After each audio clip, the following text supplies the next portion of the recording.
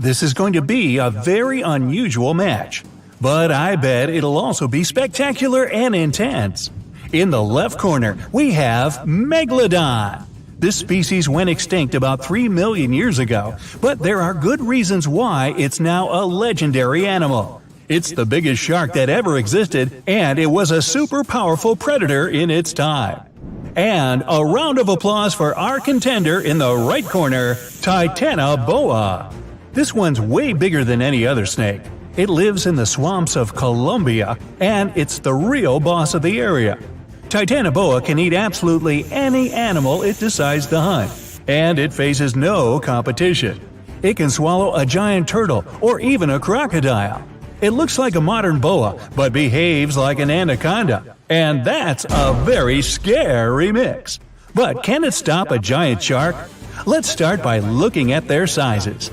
We still don't know about Megalodon's exact size, because the only remains of them that have survived are just fossilized backbones and teeth. But scientists generally think this monster was about 50 feet long. So it wasn't just the biggest shark that ever existed, but also one of the biggest fish of its time. Its closest rival is the modern whale shark, but they're only about 40 feet. The giant Titanoboa got so big thanks to a lucky coincidence. Snakes are cold-blooded animals, so they need a warm climate to live and grow in. Northeastern Colombia is perfect. It was about 90 degrees when Titanoboa was alive. This helped it grow to an incredible 42 feet in length. Titanoboa could easily swallow the longest snake registered in the Guinness Book of Records, which is only about 25 feet long. And that's a big gulp. So we have 50 feet versus 42. The first point goes to Megalodon. What about weight? Titanoboa is about 2,500 pounds. That's heavier than a small car, including the passengers. But it might be even heavier if you run into Titanoboa after it's had lunch. In that case, you can add a few hundred pounds more from the turtle or the alligator that it just swallowed. If you put Titanoboa on some very large scales, you'd need 5 giant anacondas on the other side to balance them out. But Megalodon is an incredible 50 times heavier than Titanoboa. The average adult female weighs between 27 and 59 tons. That's as much as an empty Boeing 737 airplane. And that's without carry-on luggage either. Luckily enough, Megalodon can't fly. So obviously, Megalodon wins in the weight category. That's one more point to the ancient shark. Although having such a large weight makes it difficult for the shark to move, and also means it's a little clumsy. Which leads us to our next category, speed and agility. Megalodon can swim at about 16 feet per second. That's enough to make it the ultimate predator, but it's still slower than plenty of other species. If Megalodon was swimming in a pool and Usain Bolt was running along next to it, he would be twice as fast. His top speed is almost 40 feet per second. Now, a sailfish, which is the fastest sea creature, can reach about 100 feet per second. Megalodon's size and weight make it turn really slowly, just the same as a large truck. So, when it attacks, the shark has only one chance to strike. If it misses, it has to go around for a second attempt. This gives its prey more than enough time to run away. Titanoboa isn't that fast either, especially on land. But when the giant snake is in the water, it can swim at a speed of up to 12 miles per hour. Not much, but enough for it to escape from Megalodon if it needs to. It's learned to swim so well because water is its main hunting ground. And because Titanoboa is a snake, duh, it also has incredible mobility. It can wriggle around and change direction very quickly, so it can easily dodge Megalodon's bite. So here's the first point for Titanoboa. The score is 2-1 in favor of Megalodon. Next section, fighting skills. Megalodon is incredibly smart. It can change tactics depending on what kind of prey it's hunting. Scientists have found teeth markings from Megalodon on some whale fossils. These show that the giant sharks aim their bites at their prey's vital body parts to take them out quickly. Other remains of Megalodon's victims have multiple fractures. This is because Megalodon performs a super powerful ram attack that can knock almost anything out. In fact, this 50-ton beast can easily smash through concrete walls. So Megalodon's opponents don't really stand a chance. Some of them prefer to first damage the tails and fins of the whale they're hunting. This stops it from escaping, letting the huge predator finish off its defenseless victim. Now, what can Titanoboa do in response? The giant snake isn't poisonous, but this doesn't stop it from hunting prey up to 4 meters long. Its bite has a very special design. The structure of its teeth and jaws lets Titanoboa really clamp down on the body of its prey, so there's no escape. When hunting, Titanoboa uses similar tactics to an anaconda or a boa. By that, I mean it uses its powerful muscles and weight to stop its prey from moving. It deploys all of its strength to take away the animal's energy, making it helpless. So, Titanoboa is not only really speedy and agile, it can also fight its corner pretty well. It's definitely earned a point in the fighting skills section. The score is now 2-2. That's a tie going into the final round. We've got one more section before we find out which of these ancient monsters will win. Up now is fighting tools. Apart from its ramming power, Megalodon has something else up its sleeve, even though it really doesn't have arms or wears a coat. Let's take a look at its jaw. Its teeth are about 7 inches long. That's an absolute record for all known shark species in the world. Megalodon has about 250 of these deadly pointy things arranged in 5 rows. They're also really sharp, which helps it penetrate the thick skin of big animals like whales. Megalodon's jaws are 6.5 feet wide, and it has one of the strongest bites of any animal on the planet. Not only are they super dangerous, Megalodon's teeth are also really valuable. One of these ancient incisors was once found in Western Australia. The location where it was dug up was kept secret, but this didn't stop intruders from stealing it. It's probably in someone's private collection by now, and sadly, scientists missed the chance to learn something new about Megalodon. Titanoboa also has a mean set of teeth. They're thin and pointed like needles. They bend inwards in the snake's jaw like fishing hooks. This little feature helps Titanoboa get a grip on its prey and prevent the slightest chance of it running or swimming away. If the animal tries to pull itself free, it will only hurt itself even more. And remember that Titanoboa is incredibly agile, so it can strike with that bite at an incredible speed. Now, it's time for the fight itself. Titanoboa never swims in the open sea, but here Megalodon has gotten lost and ended up in a shallow swampy area off the coast of Colombia.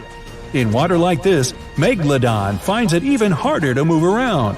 It could bite Titanoboa just once and the fight would be over.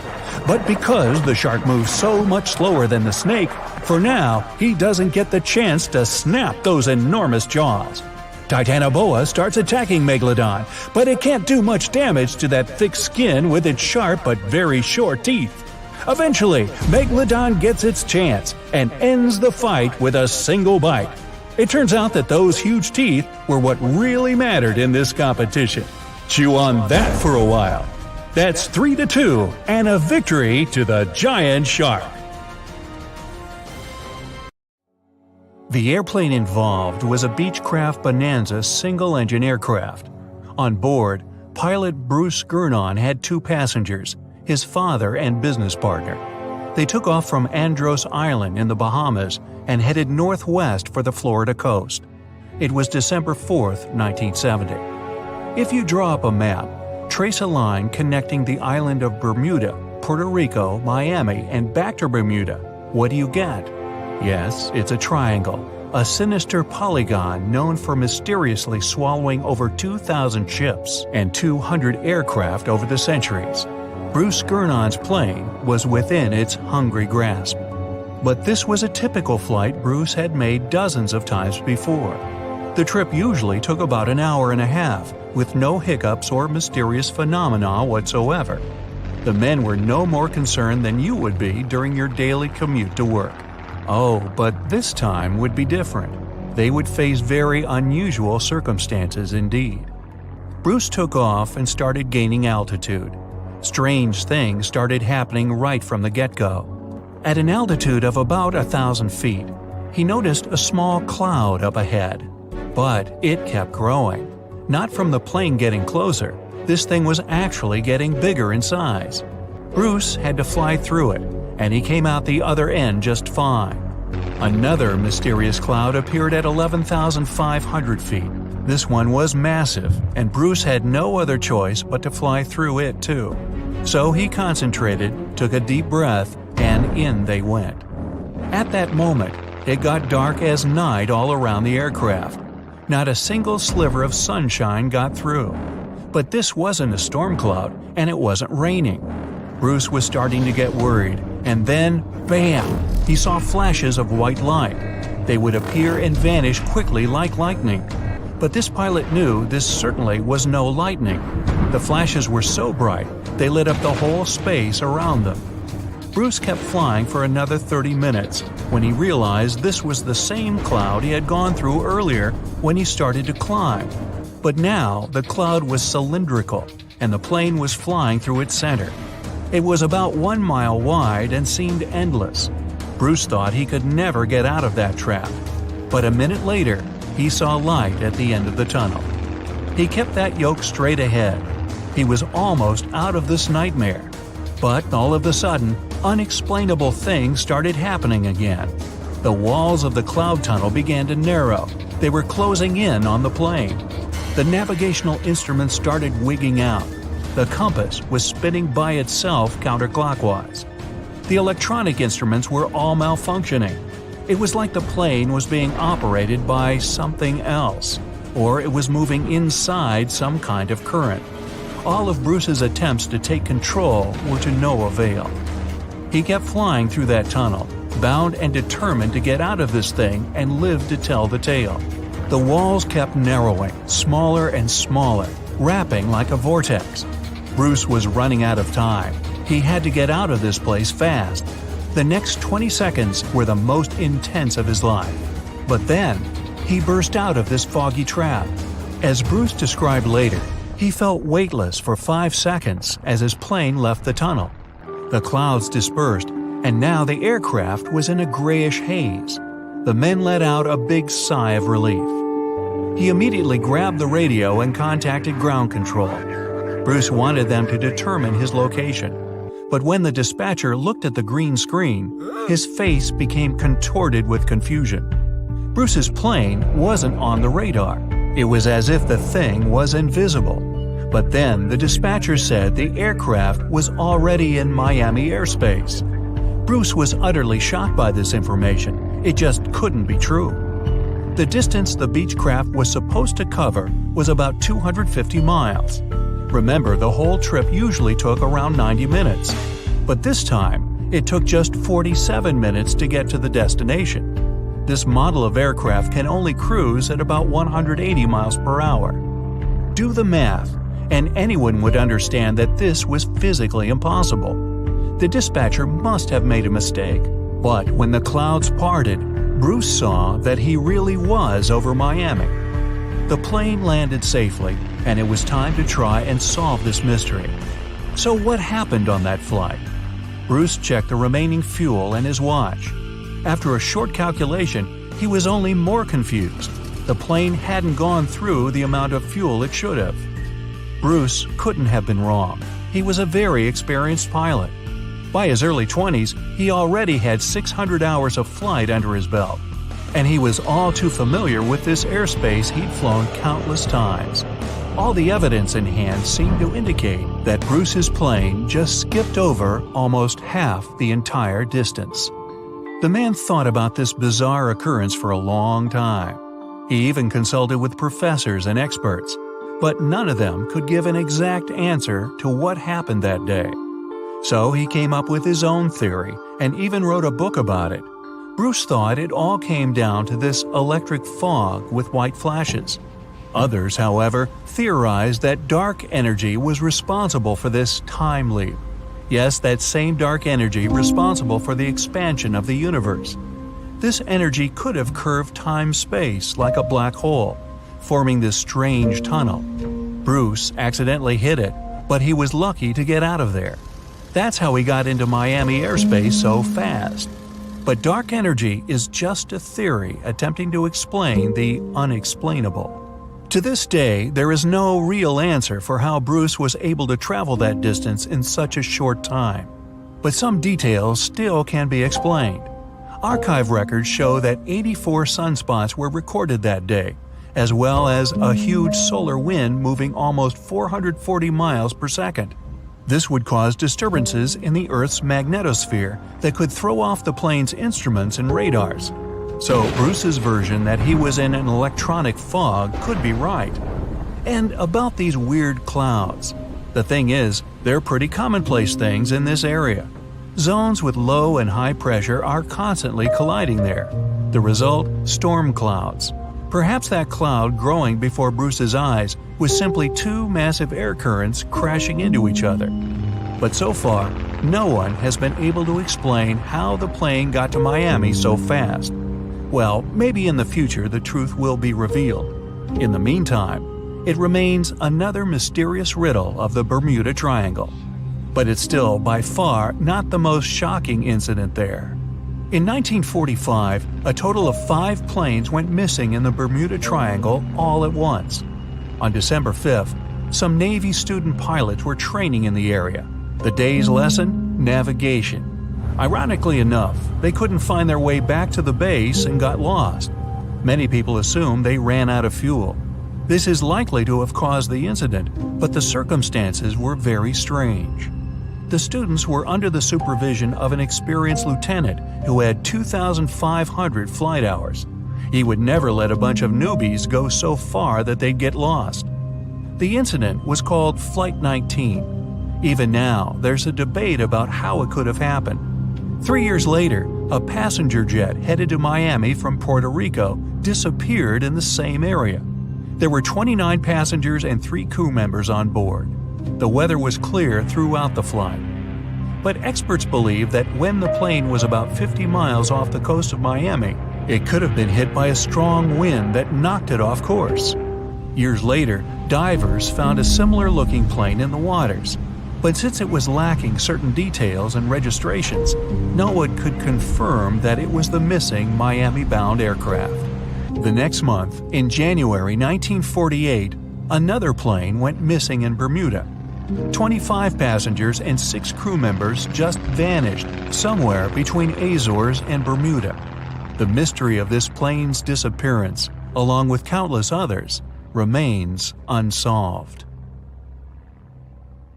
Whether it's something as simple as a button on your jeans or something that's part of a larger moving mechanism, here are 26 secrets to everyday things you probably didn't know about. You use doorknobs every day, so it's right to be concerned about how many germs could be on them. However, they have made doorknobs out of brass partly for that reason. Brass provides an antimicrobial effect, eliminating the microorganisms that were hoping to start a colony on your doorknob. Your pants have that 1/5 pocket that's recognized as the small useless one. Originally, it was there to provide a safe place for your pocket watch, something that was necessary when first implemented in 1901. It then continued to remain for traditional purposes. However, it's still a great place to put your Tic Tacs. You've probably mistaken those little rivets on your jeans as some form of fashion statement, similar to the small pocket. In fact, they're incredibly important. They are there to provide extra support for areas that withstand the most strenuous parts of your clothing, preventing them from embarrassingly falling apart. That little button at the end of your seatbelt seems like it's way out of place. In fact, it's there to ensure your buckle will always remain at the end, so you won't have to awkwardly fiddle with your seatbelt every time you put it on. You're in a new car or a rental, and the gauge tells you the gas is getting low. You don't know which side the fuel cap is on from the inside. It can cause unnecessary effort at the gas station. However, your fuel gauge has an arrow that reminds you which side to fill your gas tank up from. Some models of cars may also have a gas tank hose instead, with the hose pictured on the side that the cap is on.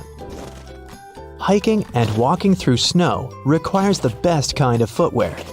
The shoes which are perfect for this also have an extra eyelet for your lace to loop through. Looping your laces through the extra eyelets will give more support for your ankles and feet and will provide more stability as you walk.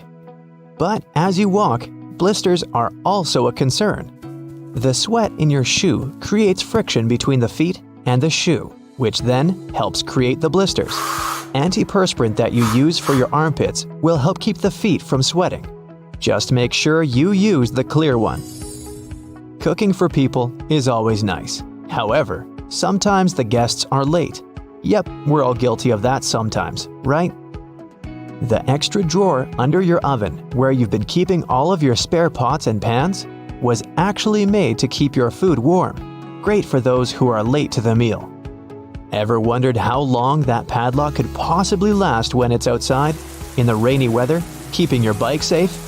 It has a little hole at the bottom of it. It's there to drain water to avoid corrosion on the inside.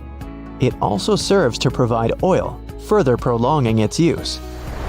That hole in the elevator door isn't there to check who's inside so you can avoid sharing a ride with specific people. It's a keyhole in case it breaks down. Ketchup, sauce bottles, and all other condiments we love all have a stage when it's difficult to get the insides out. You try hitting it, shaking it, and poking things inside to encourage the tasty condiments to come out. Luckily, there is an easier way to do it. The label at the top suggests where to tap the bottle. The sauce will come out easier and smoother, allowing gravity to take the place of frustration. The purpose of wooden coat hangers is to help repel pesky insects and avoid fungal growth that eats away at your clothing. As it's made of cedar wood, it contains oils that have insecticidal and fungicidal properties and were used as far back as the ancient Egyptians, although they used it for other purposes. We've all been trained and tested at the art of typing and know the correct way to use a keyboard. But you may not have noticed that the F and J keys have a small ridge at the bottom. They're there to help you find your correct starting place with your fingers on the keyboard, without having to look down. If you've been lucky enough to get the window seat on the plane, you would have noticed that little hole at the bottom of the window. It helps with the air pressure on the plane. The window itself is made from acrylic and isn't actually glass, which saves it from fogging up so you can see the scenery on your journey. The windows on planes were originally square. However, they would continuously break from the constant changes in pressure. Round windows are able to evenly distribute the pressure, ensuring you'll have a pleasant journey without falling out. For all you Nintendo Switch players, those who have tried to taste your cartridges will notice they have a bitter taste. The manufacturers added it intentionally, as the Switch's cartridge size is very small and it might be a hazard for the youngest players that have a tendency to put things in their mouth that they shouldn't. So the bitter taste made from denatonium benzoate ensures that they won't be tasted for too long. Cosmetics containers that are filled with products used for your skin have a secret number on them. This is to help inform you how long the product will be usable, ensuring it doesn't cause the reverse effect by damaging your skin instead. Pen lids have a hole at the end of them. It's not there to help your pen breathe and boost performance, but it's there to help you breathe, just in case while you're sitting in class or at work and you're chewing on your lid and just happen to swallow it. You can be rest assured if it's stuck, the pen makers were thinking of you. When you're traveling by car or any other form of ground transportation and you're trying to drink your favorite pop from a straw, you'll find it quite difficult to do at times. Simply turn the tab on the can around so that your straw easily fits inside, making it easier to drink out of. There are always spare buttons when buying new clothes, along with a little bit of fabric. It's far too small to repair that crutch part that always rips first. The fabric is actually there for you to test how to wash it, so you don't accidentally ruin your brand new clothes. Determining how much pasta you need just for yourself can be difficult to figure out. Your big spaghetti spoon with the big hole on the inside, that looks like it's there to drain water, is actually there so you can put the uncooked pasta inside before cooking, so you know exactly how much you need. New shoes always come with those strange little packets. That's silica gel. The gels are there to reduce the moisture in the air to avoid any fungal growth while the shoes were waiting to be purchased. There's a lot of chemistry involved to get you that silica, and it's very effective, capable of absorbing 50% of the humidity. So make sure you don't throw it away. Next time you need to dry out your electrical devices, it's a lot easier than using rice. It's difficult enough to see at night whilst driving, but it's even worse when the driver behind you shines their high beams. Your rearview mirror has a tab at the bottom. When you press it, it changes the angle. One is for day driving, the other, well, for nighttime. It'll help in case that one person driving behind you has forgotten to turn off their high beams. Although your screwdriver is ergonomically made for your hand, sometimes you have that one screw that's too hard to loosen up.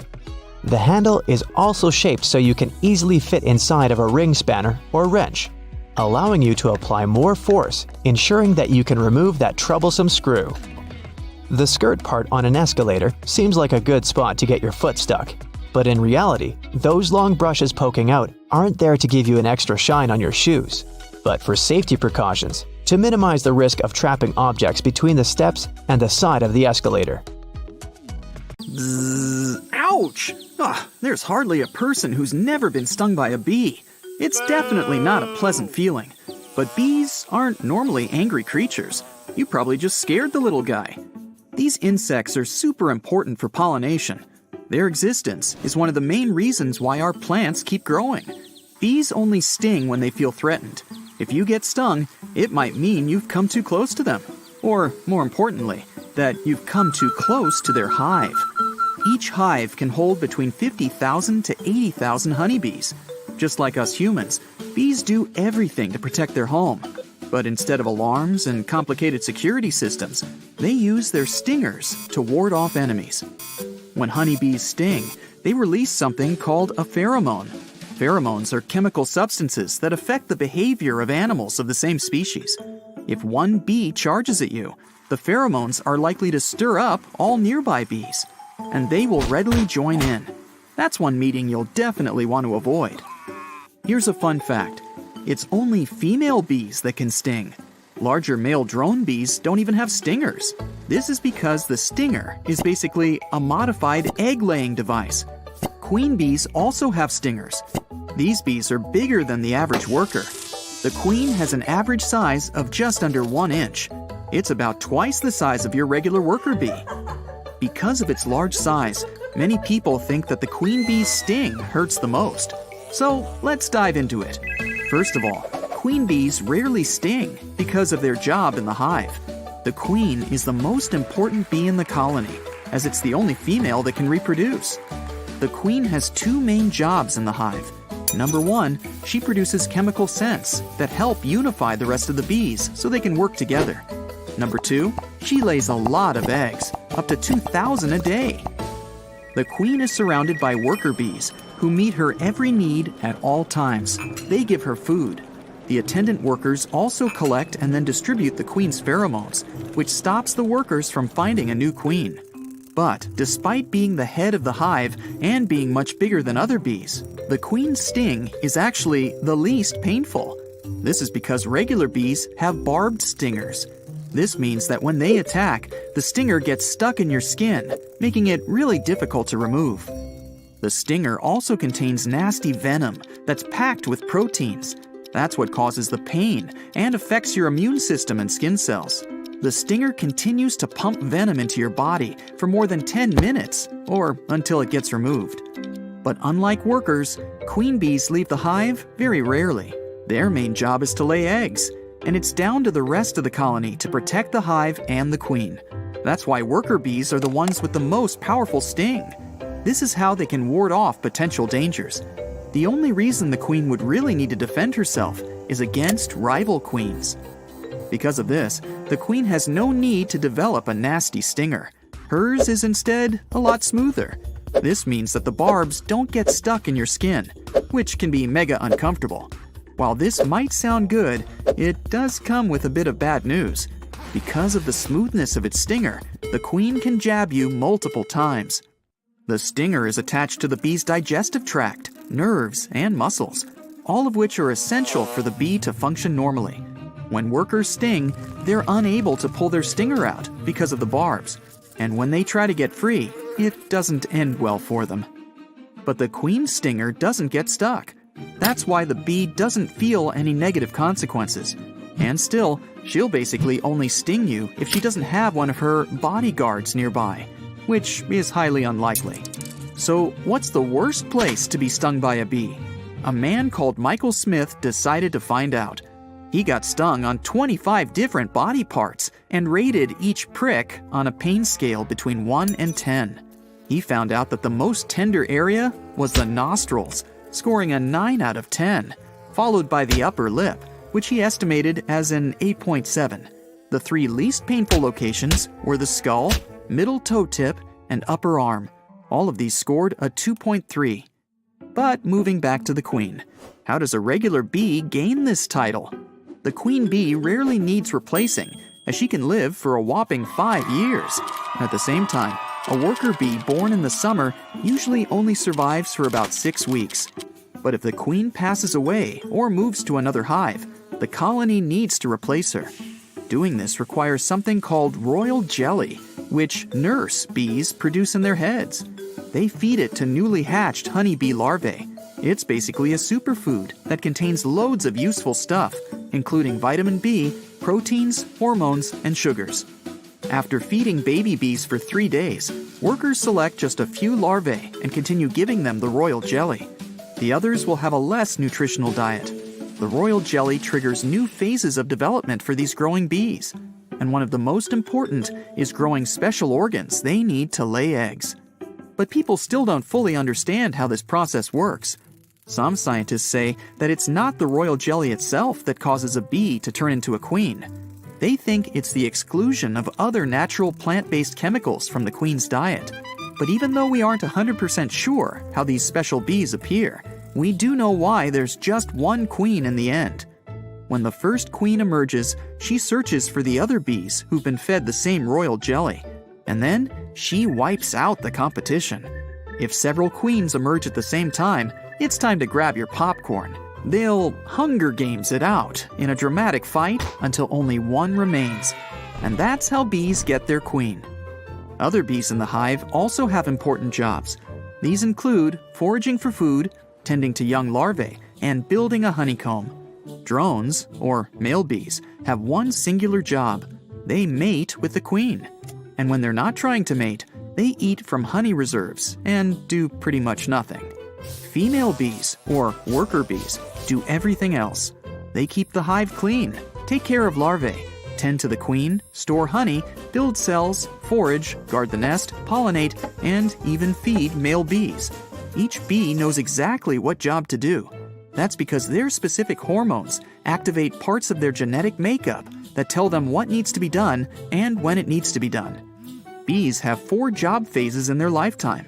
Phase 1 starts about 3 weeks after they get born. That's when they get to work cleaning the cells from which they've emerged. 3 days later, they enter Phase 2.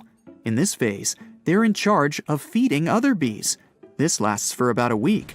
Then they enter Phase 3. They move further away from the hive center and become handy helpers. They build the honeycomb and guard the hive's entrance. This period also lasts for around a week.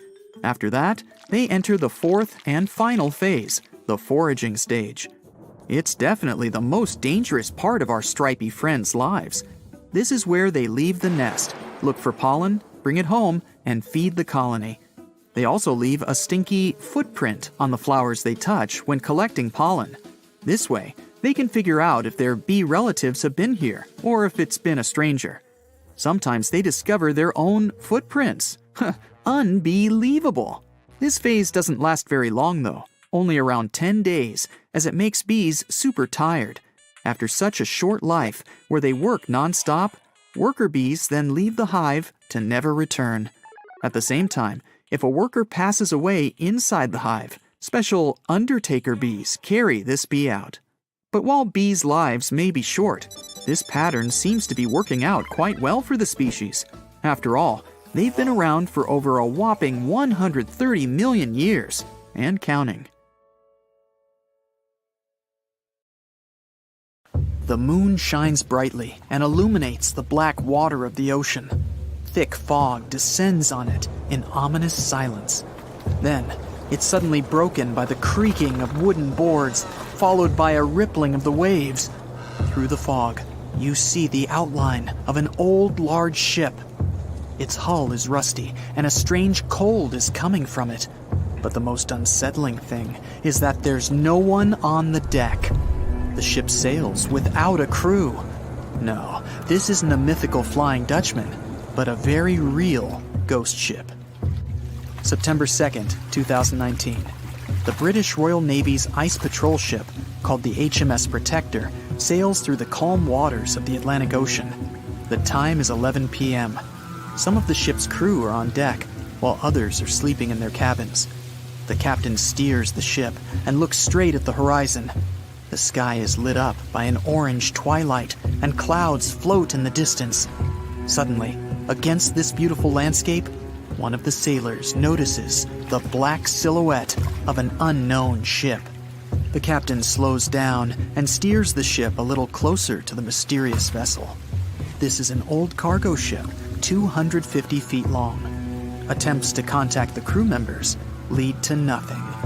It seems the unknown boat is floating in the ocean by itself.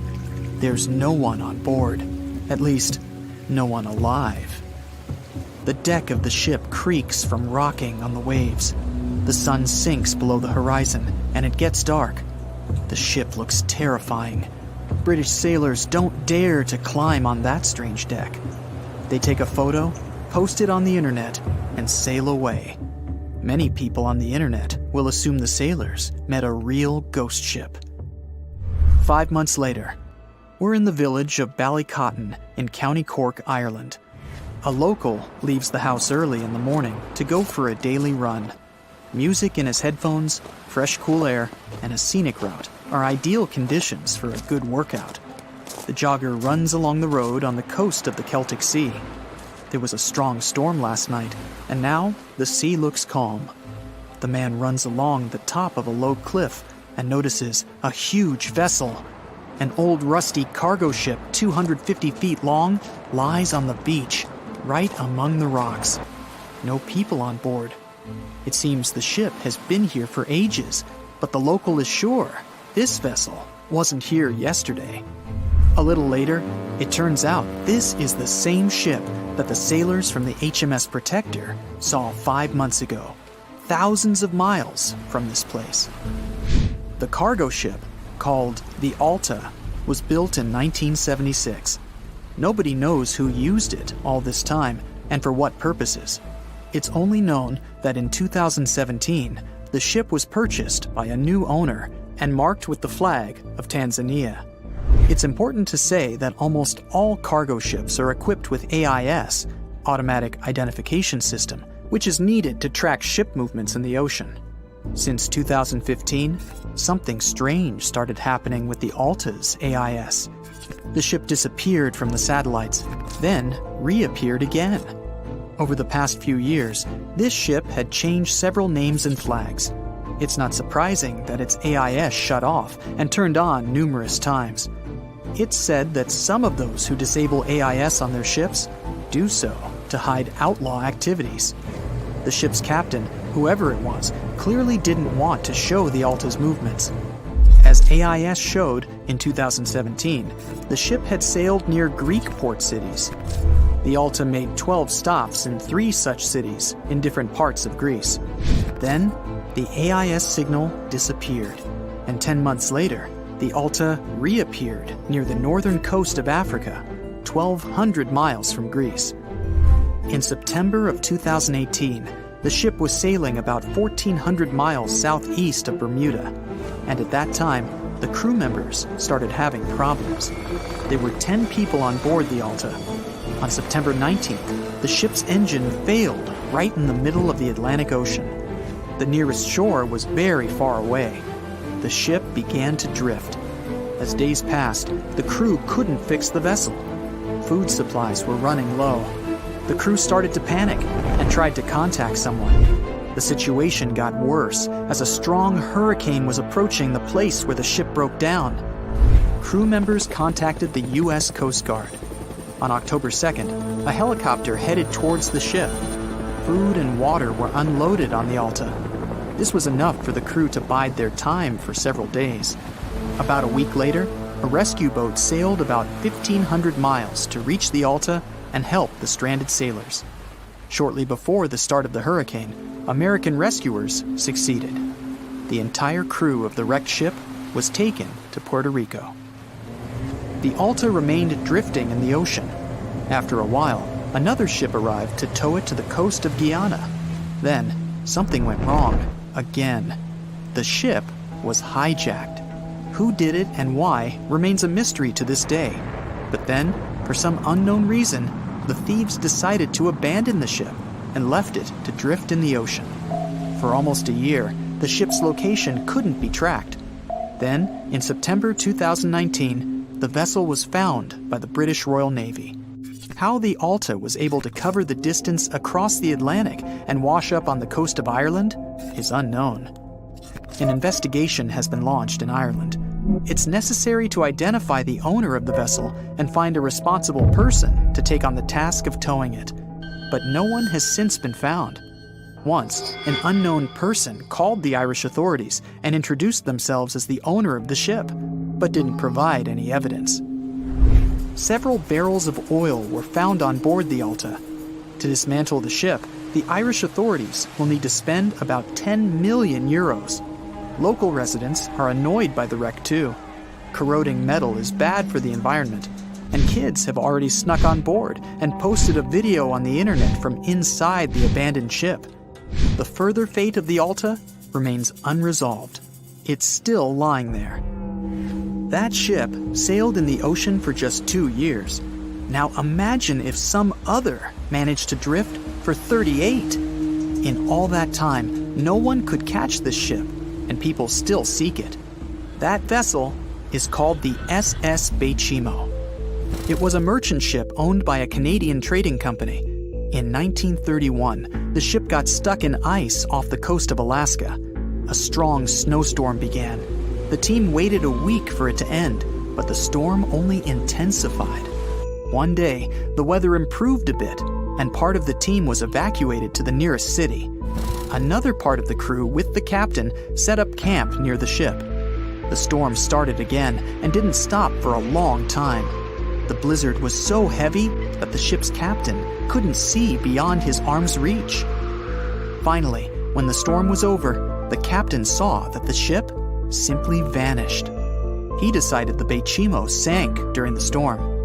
A week later, the ship was found, drifting near the place where it was lost. The hull of the ship was damaged so badly that it was unsafe to sail on it. The captain decided to abandon the ship. However, it didn't sink. For the next 38 years, it was drifting at various points along the Alaskan coast. Several times, people climbed on the ship, including native Alaskan residents and a group of researchers.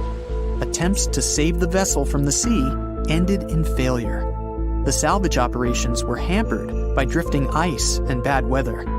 The last time it was seen was in 1969. The ship was frozen and blocked by the ice. In 2006, the government created a special project to find the Bechimo. However, in all these years, the ship still hasn't been found. Its fate is unknown. It's likely that the ship has finally found peace and is now lying on the seabed of the Chukchi Sea. Did you know that animals see the world differently from us? Take this. Pigeons actually have better vision than humans. Crazy, right? So let's try to see the world from the animal's eyes. Let's start with snakes. Their way of seeing the world is totally different from ours. They have special infrared sensitive receptors in their snouts. This allows them to see the radiated heat of warm-blooded mammals. Now let's move on to cows. These big guys don't see colors as well as humans do. They can't see the color red because they don't have the necessary receptors in their retinas for that. So they only perceive variations of blue and green. Also, they don't like it when someone approaches them from behind. They have a near panoramic vision, and the only area they can't see is directly to the back.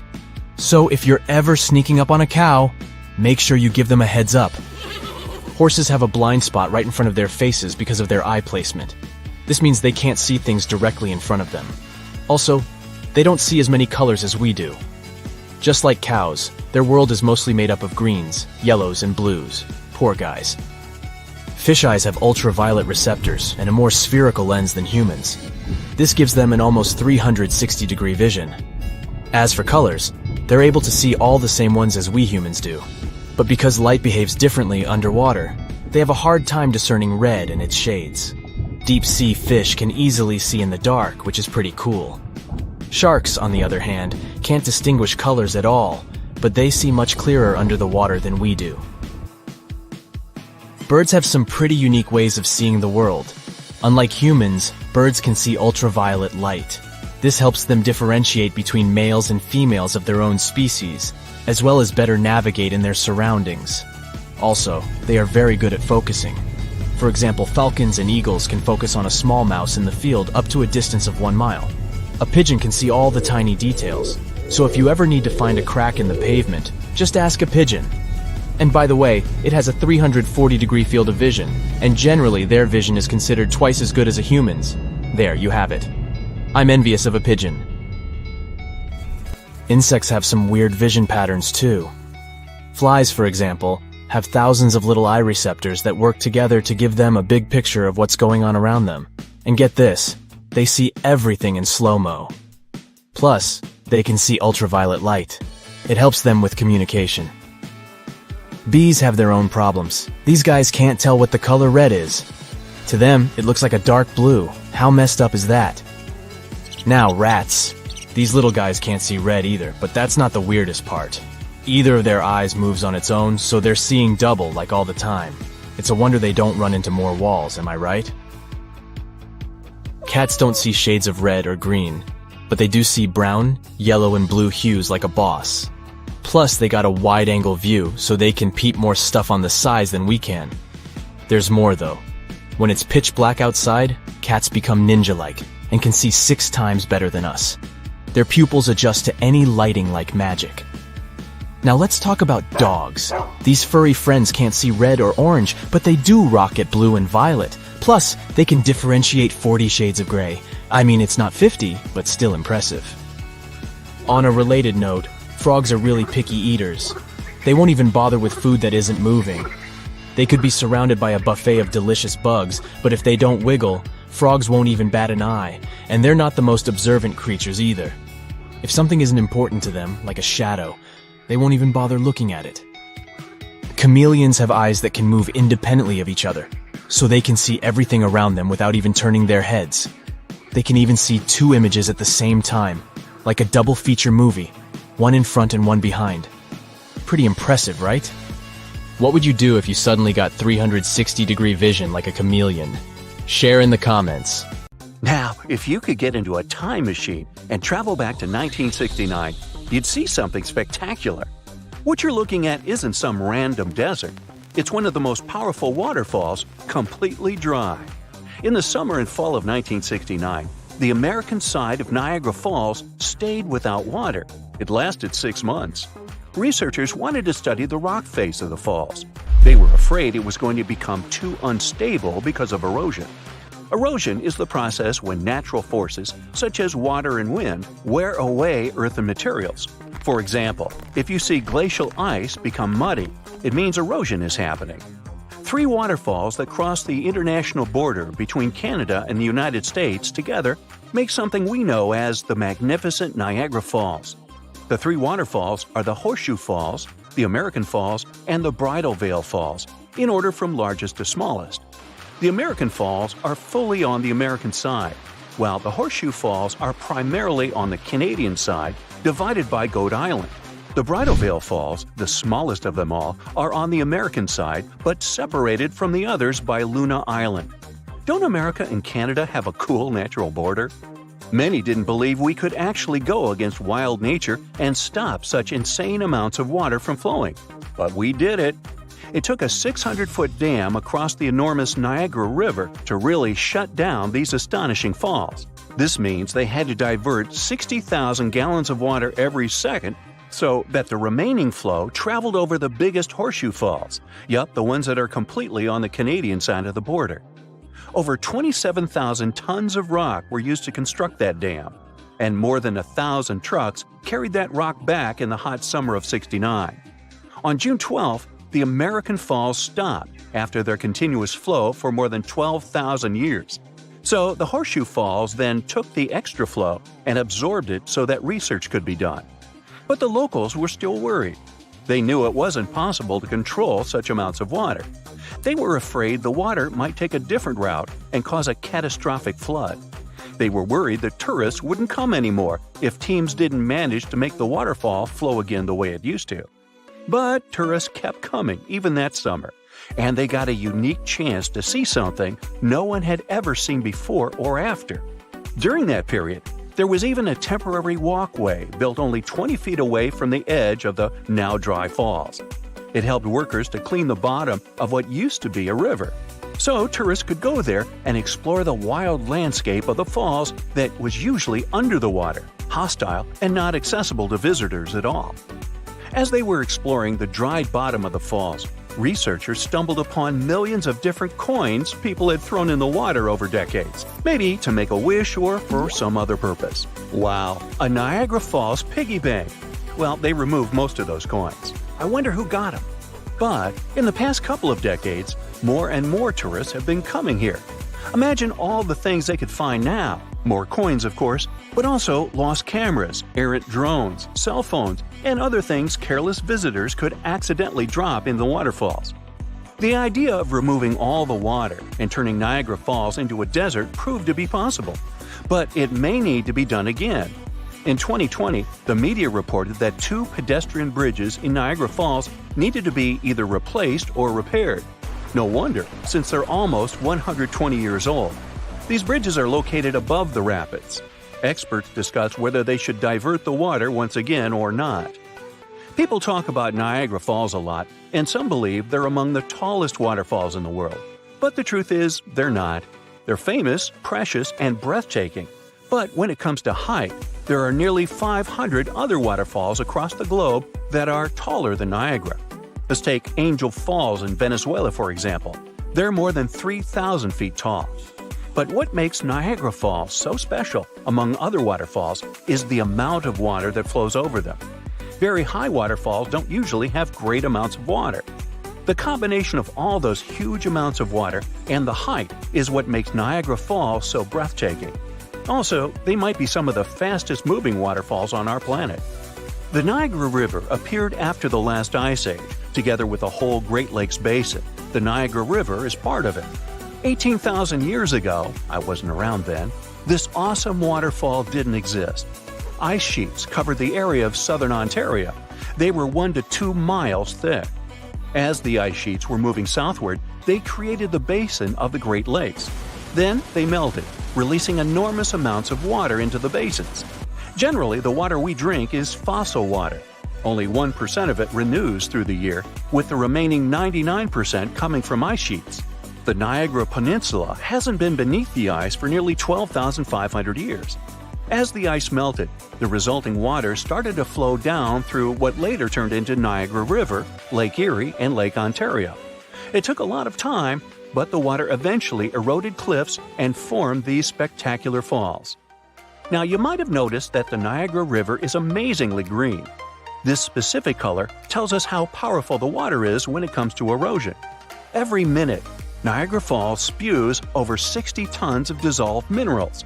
All that, together with dissolved salt and finely ground rock, makes the color so magnificent. People who live in the United States and Canada, or more precisely, over 1 million people who have access to the area, use the waters of Niagara River for different purposes. For example, fishing, getting drinking water, doing recreational activities, including swimming, boating, and birdwatching, producing hydroelectric power, and so much more. Now, the first hydroelectric generating station in the world was built at the end of the 19th century, and it was right next to the falls. Pretty soon it started paying off because people were getting electricity from it. But this electricity could travel only 300 feet, so something needed to be improved there. Nikola Tesla was the one who took up the challenge and made the necessary changes. He discovered that electricity could travel long distances if an alternating current was used. Today, several Niagara Falls power plants provide over 2 million kilowatts of power. Okay, I'll tell you another interesting thing. 1969 wasn't the only time when Niagara Falls stopped. Back in 1848, the water didn't flow over the falls for up to 40 hours. Now, the falls were already very popular among tourists and a useful source of energy for local people, so no wonder they freaked out. Nature was to blame this time. Ice blocked the source of the Niagara River. An American farmer was the first one to notice it. It was March 29th, and he went for a walk right before midnight. Soon, he realized he couldn't hear the powerful roar of the falls. He quickly went to the edge of the river and stood there in shock. There was hardly any water.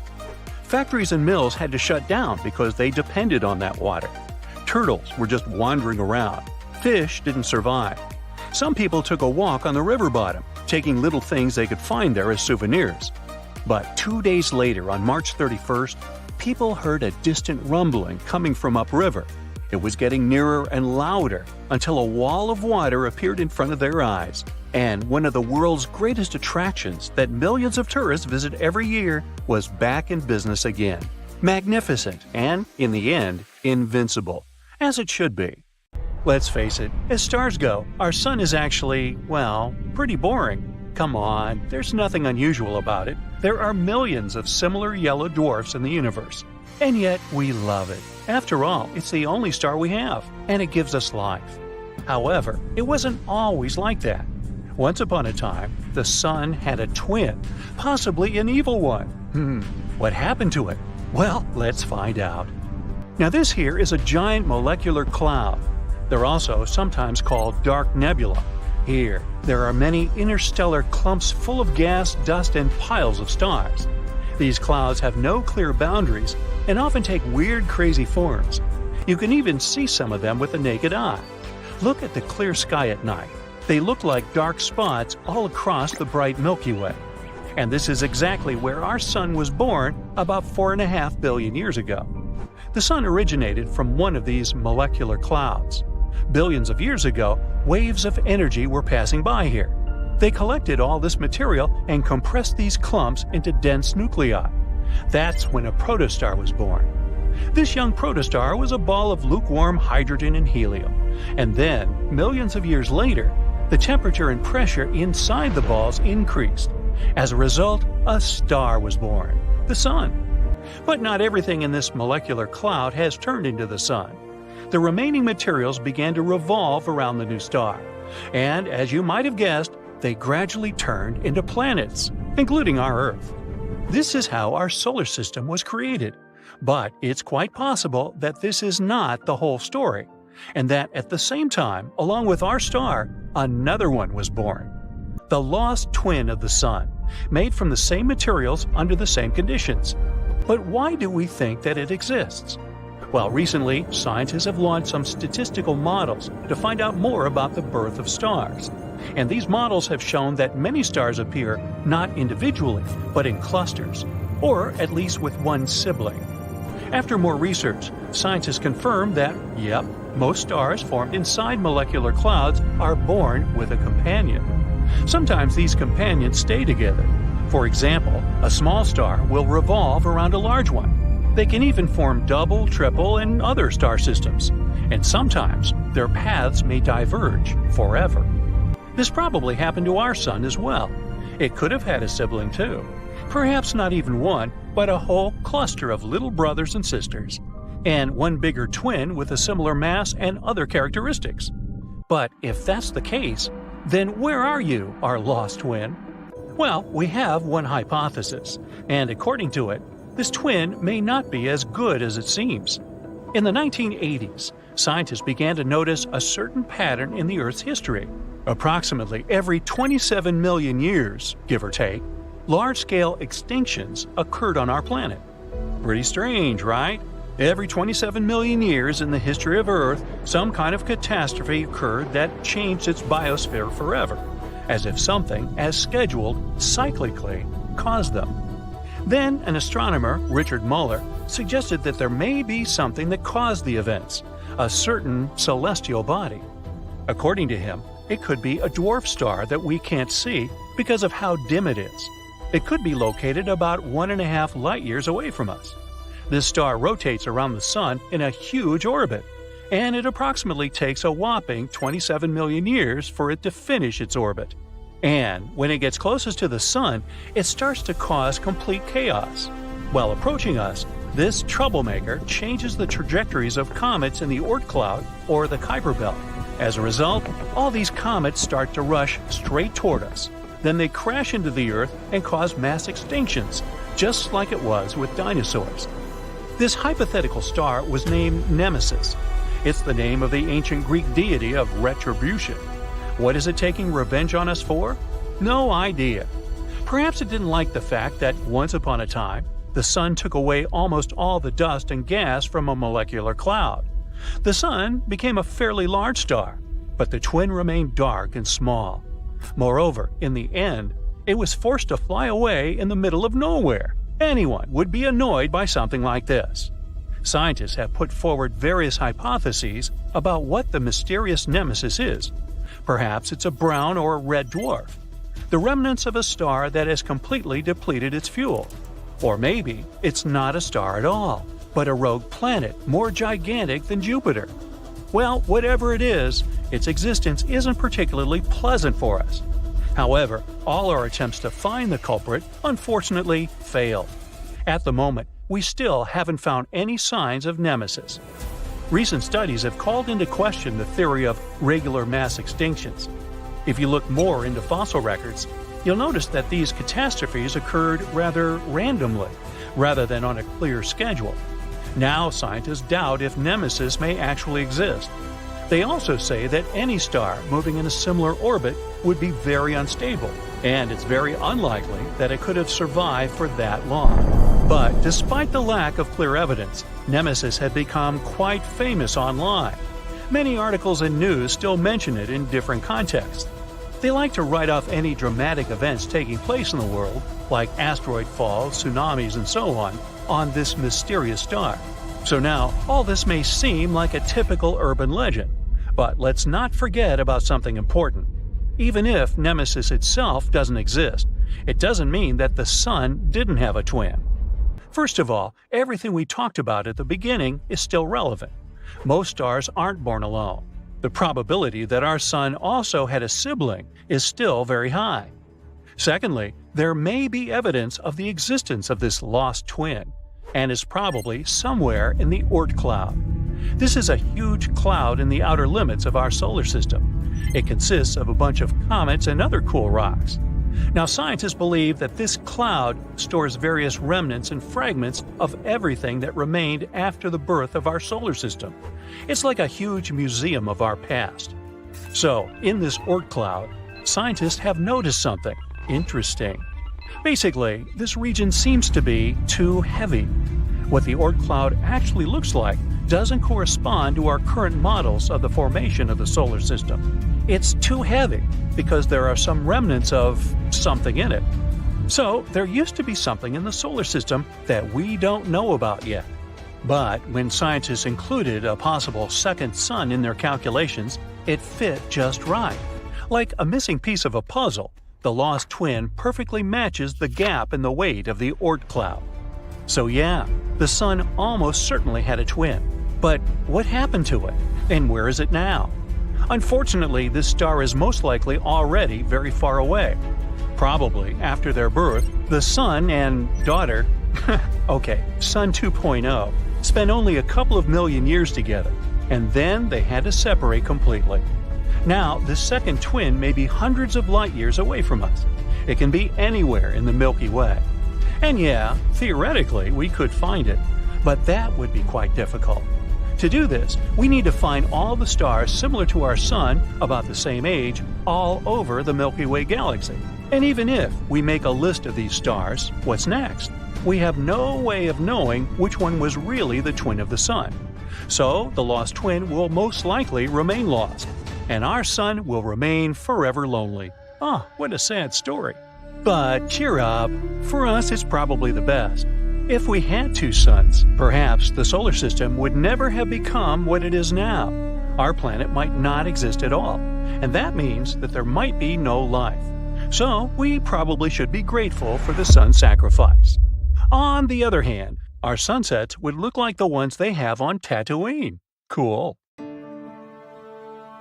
Is it possible to put out the sun? For example, what would happen if we poured all of the Earth's oceans on it? Or even more water?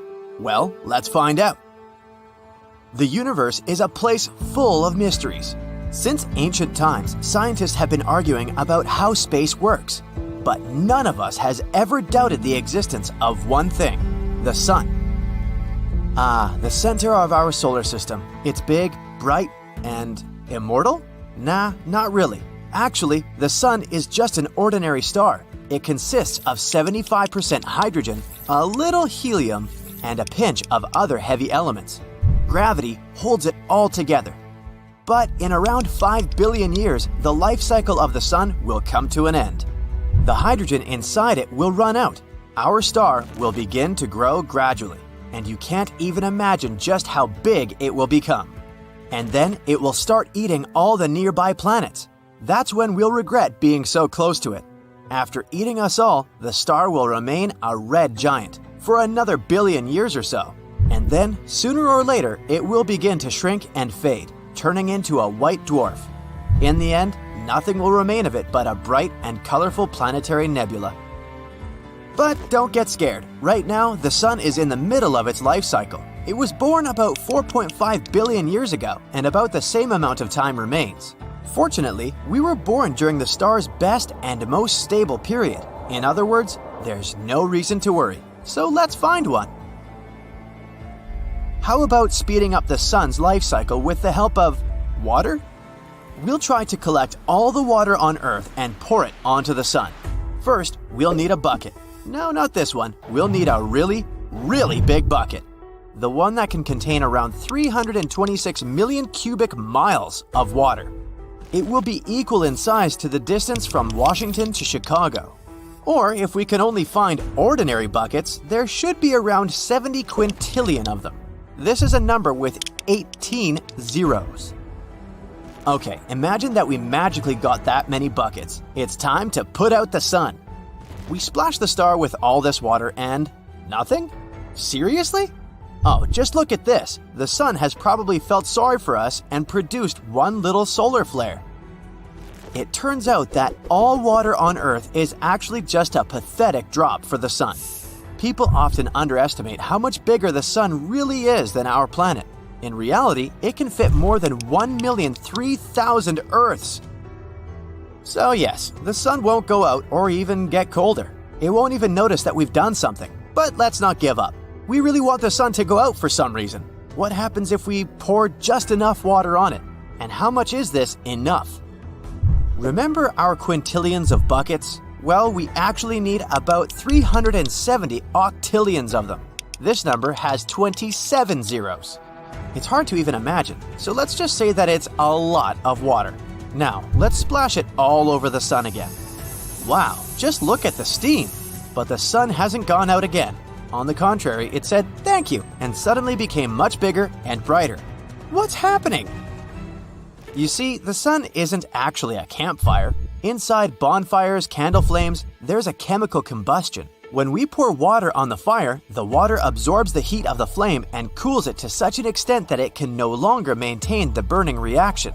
It also blocks the fire's access to oxygen. Water basically stops the chemical process.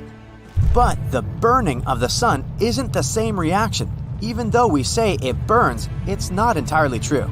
What happens there is called nuclear fusion. It's one of the most violent and craziest reactions in the universe. There are many layers of hydrogen going deep into the sun. If you take 4 hydrogen atoms and ram them together, you're left with an atom of helium. When we talk about the sun, the process is a little more complicated. When the star tries to carry out that fusion, positive protons repel each other. It takes a lot of force and energy to somehow squeeze them together. Fortunately, there's a magical force in space. It's gravity.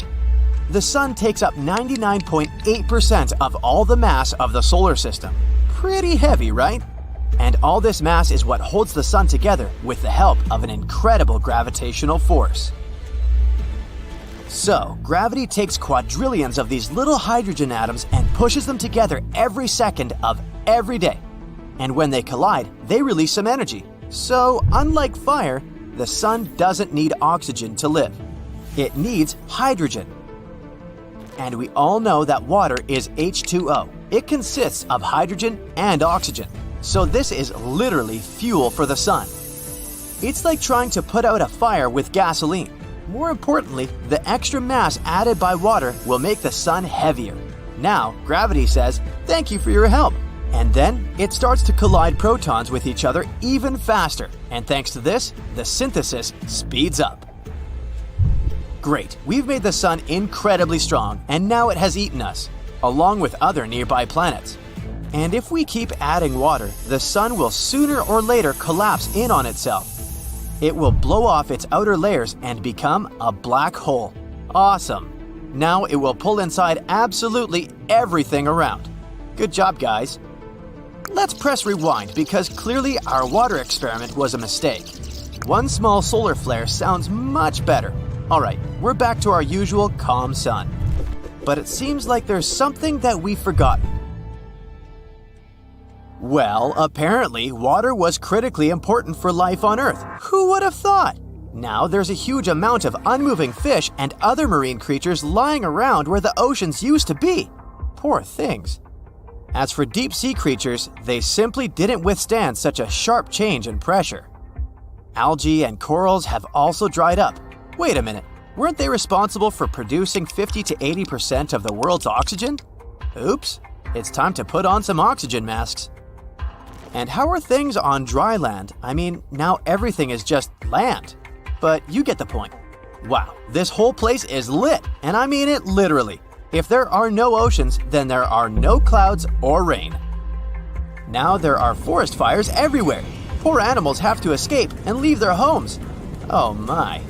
And it's not like they'll be able to find a new home, because all plants, of course, will dry up quickly. There will be literally no place for living left on the planet. So now Earth looks like a giant desert. Great! But people have been living in deserts for thousands of years, right?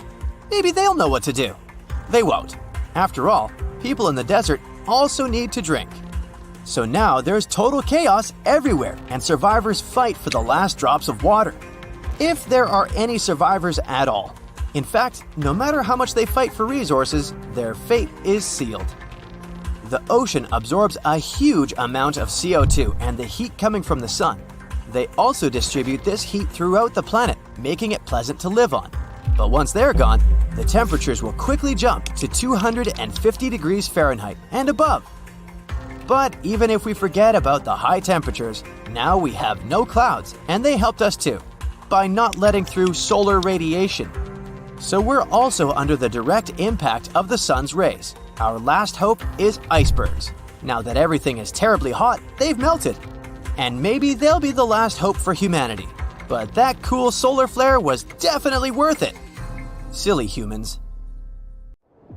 We've heard stories about people surviving in the desert, Amazon forest, and uninhabited islands for weeks.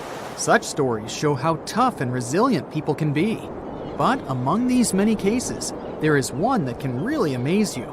It's the story about a guy who spent 3 days inside a sunken ship at the bottom of the Atlantic Ocean. He didn't have oxygen tanks, electricity, communications, or food, but he survived.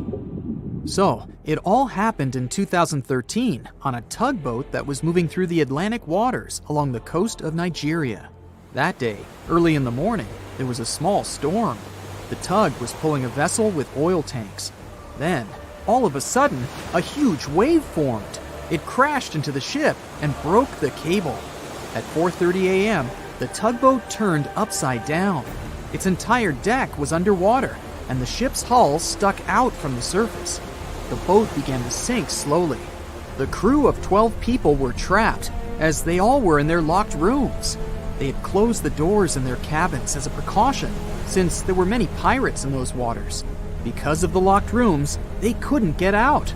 But one of them, cook Harrison Okina, was in the bathroom during this time. The bathroom turned over. Harrison fell on the ceiling. All the clothes and toilet shelves fell on his head. He was stunned and didn't understand what was happening. When he heard the screams of the other crew members, he realized that the ship was sinking. Harrison struggled to his feet. Holding onto the walls, he slowly went out of the cabin. The water level rose above his head. Harrison took a deep breath. He intuitively, driven by fear, reached the engineering room.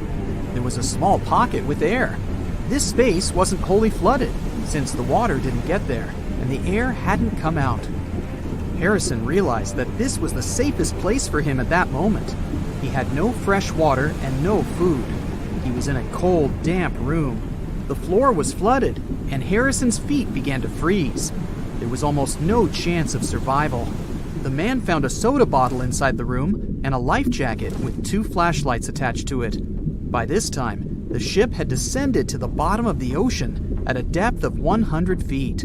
This is about the height of a 10-story building. The ship's hull was squeezed and made a grinding noise due to the pressure of the water. Then, Harrison heard a strange movement outside the door. It was sharks and other fish that were investigating the deck. At this point, Harrison began to lose hope. Lack of food supplies and pressure weren't the main problems.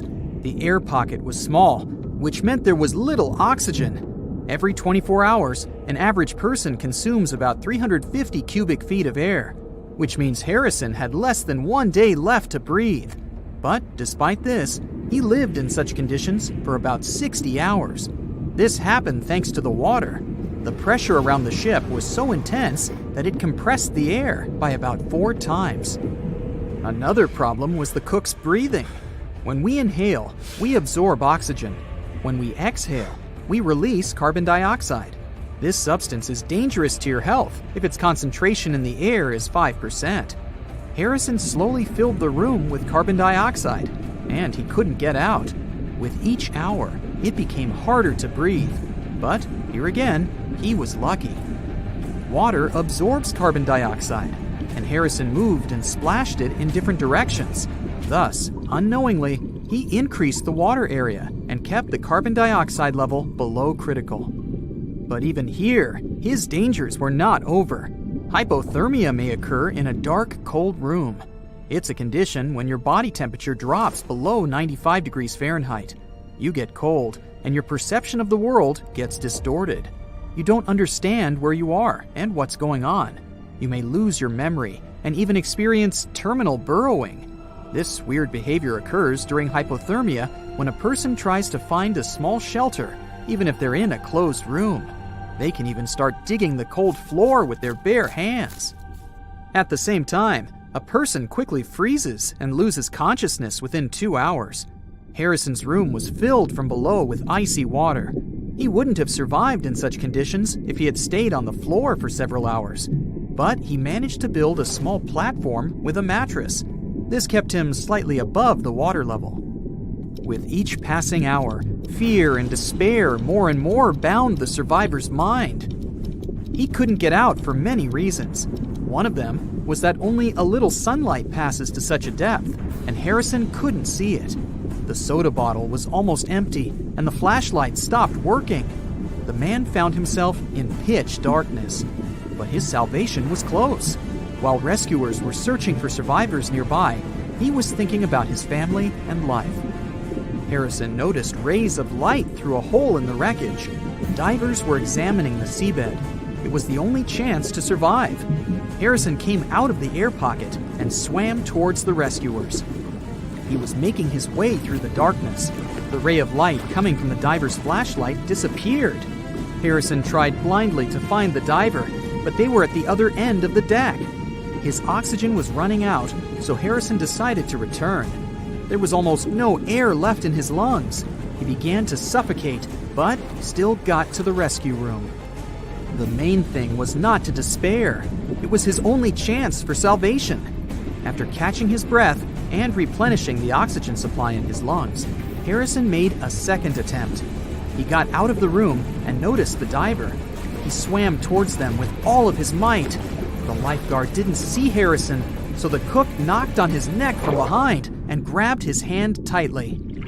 The diver was initially scared, but he realized a living person was in front of him. Harrison swam to his room and led the lifeguard as his oxygen ran out. You can easily find a recording from the diver's camera on the internet, where the frightened Harrison was in his rescue room during a meeting with the diver. The rescuers gave him an oxygen mask. They didn't believe there was a living person in front of them. Harrison couldn't immediately get to the surface because of the pressure. He spent about 60 hours on the seabed, so he needed to change the pressure levels slowly to prevent damage to his health. Therefore, the divers put him in a decompression chamber to gradually reduce the external pressure. Then, when Harrison got out, he saw the stars. The cook thought that he had been at the bottom of the ocean all day, so he was surprised when he found out that he had been underwater for 60 hours. Also, he thought that all the crew members had forgotten about him and left the ship at the beginning. Many years have passed since then, but Harrison still has nightmares about his air room. Sometimes he wakes up in the middle of the night and tells his wife that the bed is sinking and they're now at sea. A similar case occurred in 1991 with scuba diver Michael Proudfoot. He was studying a sunken submarine off the coast of Baja California. During this dive, he accidentally broke his breathing regulator and deprived himself of oxygen reserves. Michael couldn't get to the surface because he was too deep. He wouldn't have had enough air in his lungs. Fortunately, the diver found an air pocket inside the ship. He swam there and waited for rescuers. For 2 days, he was underwater in complete darkness. He ate raw sea urchins and drank a small amount of warm water from a found pot. Fortunately, rescuers found him. Michael Proudfoot got out of the trap and stayed alive. That's it for today. So hey, if you pacified your curiosity, then give the video a like and share it with your friends.